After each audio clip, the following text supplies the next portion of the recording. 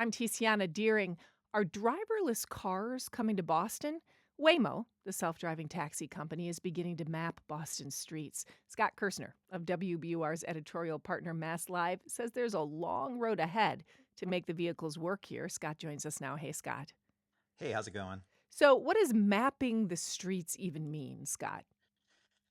I think if you've seen Google Map vehicles driving around Boston, as they've been doing for probably a decade, it's just these cars with lots of sensors on the roof, driving the streets of Boston with a person at the wheel and gathering all kinds of data and imagery that Waymo will presumably analyze and then decide if and when they want to launch driverless taxi service in Boston. So this is sort of an intelligence gathering mission at this point, right?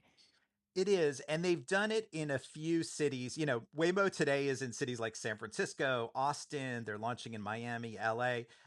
This is intelligence gathering that they've done in other cities, some of which they have eventually launched in, and some of which they haven't. I guess I should, before we sort of jump in further, I should ask when we say driverless cars, driverless taxis, Scott, do we really mean it like you're in the back seat and there is no one in the front seat? Absolutely. Yeah, it's something that I think people who drive themselves around or maybe are used to riding in Lyfts or Ubers will have to get used to not seeing anybody in the front seat or not even seeing a steering wheel in the front seat. The thing that's worth noting is that there is remote monitoring of these vehicles. So sometimes if they run into a situation that they don't know what to do with, maybe there's something in the road that they can't identify and they might need to figure out how to drive around it. There are humans monitoring the fleet of vehicles that can take over and control them in certain situations. You spoke to Carl Yanyema, who's the former CEO of Motional, which is another driverless car company, and he said something interesting when comparing Boston to Las Vegas, let's say. People tend to follow the rules of the road.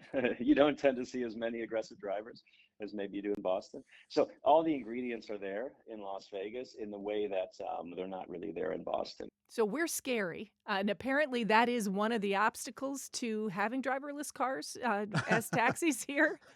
The level of aggression. And I think Carl, when I interviewed him, also said you can kind of dial up the level of aggression of these autonomous vehicles. How intensely are they going to try to go through, moving traffic, for example, versus being more docile, maybe. He also talked about the other issue being Boston weather. And Motional did a bunch of testing in the Seaport district. There's another company called Optimus Ride that did testing here.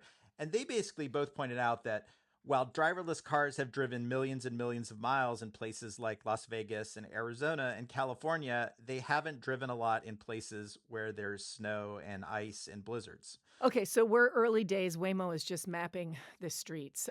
What are the upsides? Well, I mean, the upsides for Waymo is that Boston is a place with a lot of college students, a lot of young people who might be early adopters of this technology. And so it probably looks a lot like San Francisco from people willing to get into a driverless vehicle or people who might even think it's fun to ride in a driverless vehicle. So they may find that there's a market here. And Waymo has just had a huge amount of funding, billions and billions of dollars have gone into this company. And so they need to figure out more big city markets where they can operate in, because at some point, driverless vehicles have to go from being a technology development project, sort of a science fair project, into being a business that is actually going to make money. Columnist Scott Kirsner, thanks so much. Thanks a lot. You can read Scott's latest column on masslive.com.